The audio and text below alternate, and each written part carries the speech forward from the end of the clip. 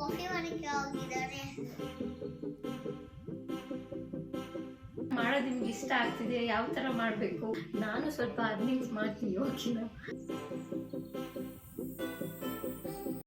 ಸ್ಕೂಲ್ಗೆ ಹೋಗಿ ಈಗ ಒಂದು ನೀರು ದೋಸೆ ತಿಂತಾ ಇದ್ದೀನಿ. ಅಮ್ಮ ಕಾಫಿ ಮಾಡಕ್ಕೆ ಹೋಗಿದ್ದಾರೆ. ಇವತ್ತು ಇಂಗ್ಲಿಷ್ ಟೆಸ್ಟ್ ಎಷ್ಟಿತ್ತು? ಅನುಜ್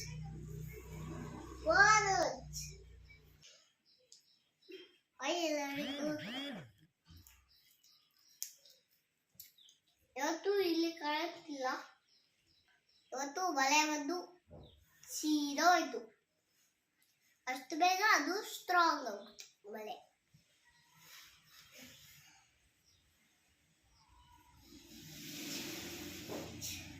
ಎಲ್ಲರಿಗೂ ಇವತ್ತು ಈ ಕರೆಂಟ್ ಇಲ್ಲ.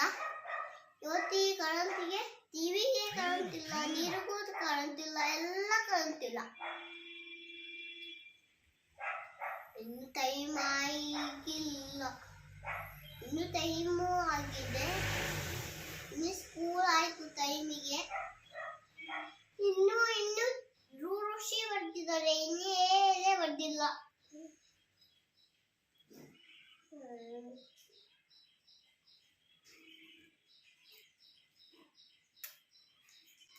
ಇವತ್ತು ನಾನು ಸಂಜೆಯಿಂದನೇ ವ್ಲಾಗ್ ಸ್ಟಾರ್ಟ್ ಮಾಡಿದೆ. ಹಾಗೆ ಅವನು ಸ್ಕೂಲಿಂದ ಬಿಟ್ಟು ಬಂದ ತಕ್ಷಣ ಅವನಿಗೆ ಸ್ನ್ಯಾಕ್ಸ್ ಏನು ಕೊಡಲಿ ಅಂತ ಕೇಳಿದಾಗ ದೋಸೆ ಇದೆ ಕೊಡಲಾ ಅಂತ ಕೇಳಿದೆ.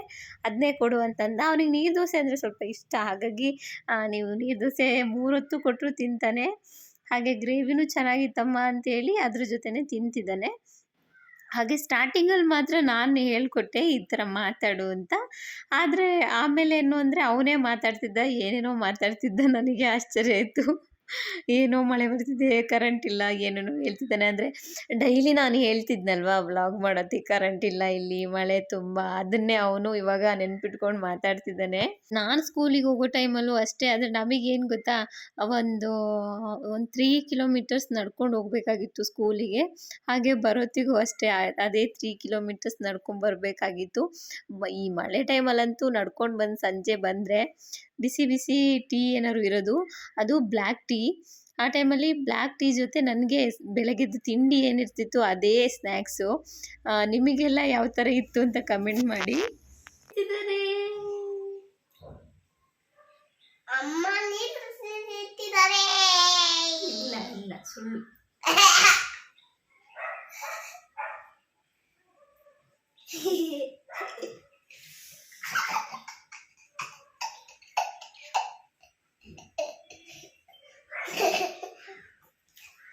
ಅದು ಸ್ನ್ಯಾಕ್ಸ್ ಎಲ್ಲ ತಿಂದು ಅವನು ಹೋಮ್ವರ್ಕ್ ಮುಗಿಸಿ ಪಕ್ಕದ ಮನೆ ಆಂಟಿ ಮನೆಗೆ ಹೋಗಿದ್ದಾನೆ. ಸೊ ಏನು ಅಂತ ಹೇಳಿದರೆ, ನಾನಿವಾಗ ನನಗೆ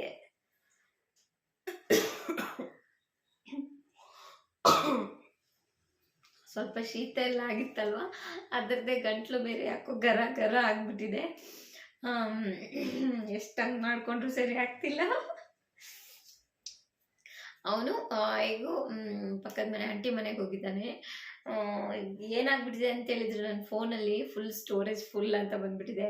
ಈಗ ಕೂತ್ಕೊಂಡು ಪ್ರತಿಯೊಂದೂ ಏನು ಬೇಕು ಏನು ಬೇಡ ಅಂತೆಲ್ಲ ನೋಡಿ ಡಿಲೀಟ್ ಮಾಡ್ಕೋಬೇಕು. ವೀಡಿಯೋನೇ ಶೂಟ್ ಮಾಡೋಕ್ಕಾಗ್ತಿಲ್ಲ. ಅಂದರೆ ಸ್ವಲ್ಪ ಹೊತ್ತು ರೆಕಾರ್ಡ್ ಆಗೋಷ್ಟೊಳಗೆ ಕಟ್ ಆಗ್ತಿದೆ.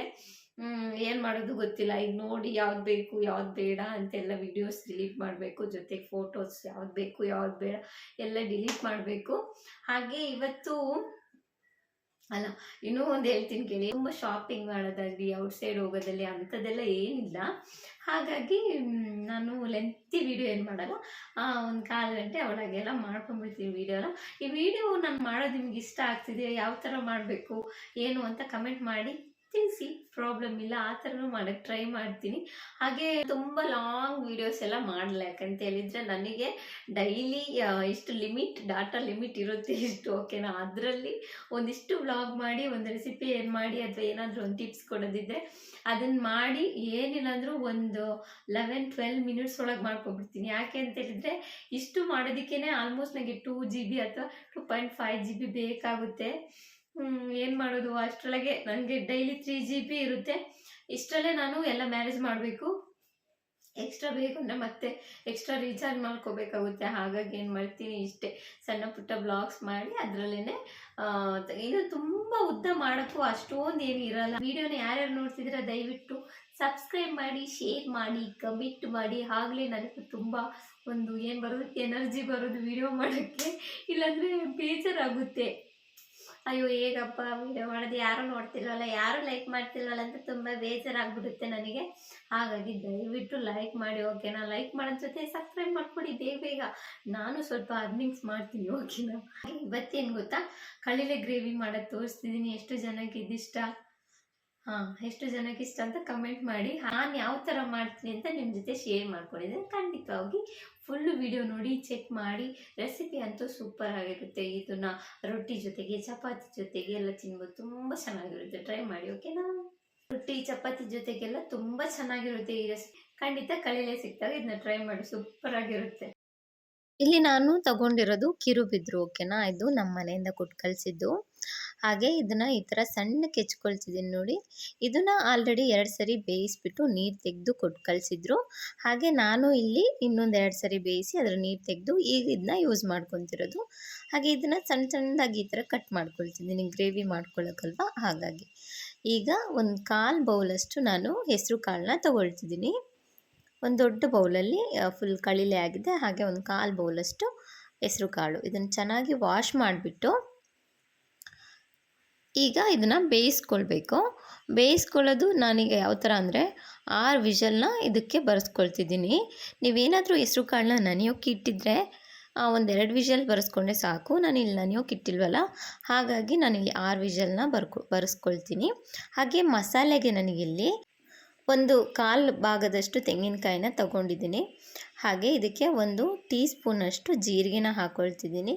ಹಾಗೆ ಲವಂಗ 1-2 ಪೀಸು, ಚಕ್ಕೆ 1 ಸಣ್ಣ ಪೀಸಷ್ಟು ತಗೊಂಡಿದ್ದೀನಿ. ನೆಕ್ಸ್ಟು ಧನಿಯಾ ಇಲ್ಲಿ 1 2 ಟೀ ಸ್ಪೂನಷ್ಟು ತೊಗೊತಿದ್ದೀನಿ. ಅರಿಶಿನ ಪುಡಿ 1 ಟೀ ಸ್ಪೂನಷ್ಟು. ಹಾಗೆ ಖಾರದ ಪುಡಿ ಒಂದು 2ರಿಂದ 3 ಟೀ ಸ್ಪೂನಷ್ಟು ಹಾಕ್ಕೋಬೋದು. ಖಾರ ಎಷ್ಟು ಬೇಕು ನೋಡಿ ಹಾಕ್ಕೊಂಡ್ರೆ ಆಯಿತು. ಹಾಗೆ ಕಾಳು ಮೆಣಸು ಅಷ್ಟೇ 1 ಟೀ ಸ್ಪೂನಷ್ಟು ತೊಗೊತಿದ್ದೀನಿ. ಹಾಗೆ ಒಂದು ಸ್ವಲ್ಪ ಒಂದು ಹುಳಿ ಹಾಕ್ಕೊಂಬಿಟ್ಟು, ಒಂದು ನೆಲ್ಲಿಕಾಯಿ ಗಾತ್ರಕ್ಕಿಂತ ಸ್ವಲ್ಪ ಕಡಿಮೆ ಹಾಕ್ಕೊಂಡು ಇದನ್ನು ಸ್ಮೂತಾಗಿ ಗ್ರೈಂಡ್ ಮಾಡ್ಕೊಂಬರ್ಬೇಕು. ಹಾಗೆ ಹೆಸರು ಕಾಳು ಬೇಯ್ತಿದೆ. ನೆಕ್ಸ್ಟು ಒಂದು ಪಾತ್ರೆಗೆ ಸ್ವಲ್ಪ ಎಣ್ಣೆ ಹಾಕ್ಕೋಬೇಕು. ಎಣ್ಣೆ ಹಾಕ್ಕೊಂಬಿಟ್ಟು ಇದಕ್ಕೆ ನಾನು ಕಟ್ ಮಾಡಿಟ್ಟಿರುವಂಥ ಕಳಿಲೆನ ಆ್ಯಡ್ ಮಾಡ್ಕೊಳ್ತೀನಿ. ಆ್ಯಡ್ ಮಾಡ್ಕೊಂಬಿಟ್ಟು ಇದನ್ನು ಚೆನ್ನಾಗಿ ಒಂದು ಸ್ವಲ್ಪ ಹೊತ್ತು ಫ್ರೈ ಮಾಡ್ಕೋಬೇಕು. ಸ್ವಲ್ಪ ಹೊತ್ತು ಮೀಡಿಯಮ್ ಫ್ಲೇಮಲ್ಲೇ ಇಟ್ಕೊಂಡಿದ್ದೀನಿ. ಹಾಗೆ ಫ್ರೈ ಮಾಡಿ ಆದ ನಂತರ ಇದಕ್ಕೆ ನಾನೇನು ರುಬ್ಬಿಟ್ಟಿದ್ನಲ್ಲ ಮಸಾಲೆ, ಅದನ್ನು ಹಾಕ್ಕೊಳ್ತಾ ಇದ್ದೀನಿ. ಮಸಾಲೆ ಹಾಕ್ಕೊಂಡು ಹಾಗೆ ಒಂದು ಕಪ್ಪಷ್ಟು ನೀರನ್ನ ಹಾಕ್ಕೊಂಡು, ಒಂದು ದೊಡ್ಡ ಕಪ್ಪಲ್ಲ, ಒಂದು ಸಣ್ಣ ಕಪ್ಪಷ್ಟು ನೀರನ್ನ ಹಾಕ್ಕೊಂಡು ಚೆನ್ನಾಗಿ ಮಿಕ್ಸ್ ಮಾಡ್ಕೊಳ್ತಾ ಇದ್ದೀನಿ. ಹಾಗೆ ಇದಕ್ಕೆ ರುಚಿಗೆ ತಕ್ಕಷ್ಟು ಉಪ್ಪನ್ನ ಹಾಕ್ಕೋಬೇಕು. ಉಪ್ಪನ್ನ ಹಾಕ್ಕೊಂಡು ಚೆನ್ನಾಗಿ ಮಿಕ್ಸ್ ಮಾಡ್ಕೊಳ್ಳೋಣ ಇನ್ನೊಂದು ಸರಿ. ಹಾಗೆ ಎಲ್ಲ ಮಿಕ್ಸ್ ಮಾಡಿ ಆದ ನಂತರ ಈಗ ಮಸಾಲೆಯಲ್ಲಿರೋ ಹಸಿ ವಾಸನೆ ಹೋಗಬೇಕಲ್ಲ, ಅದಕ್ಕೆ 1-2 ನಿಮಿಷ ಚೆನ್ನಾಗಿ ಬೇಯಿಸ್ಕೊಳ್ಳೋಣ. ಹಾಗೆ ಹೆಸರು ಕಾಳು ನೋಡಿ ಯಾವ ಹದದಲ್ಲಿ ಬೆಂದಿದೆ ಅಂತ. ಹಾಗೆ ಈಗ 1-2 ನಿಮಿಷ ಆದ ನಂತರ ಇದನ್ನು ತೆಗೆದುಬಿಟ್ಟು ಹೆಸರು ಕಾಳನ್ನ ಇದ್ರ ಜೊತೆ ಹಾಕ್ಕೊಳ್ಳೋಣ.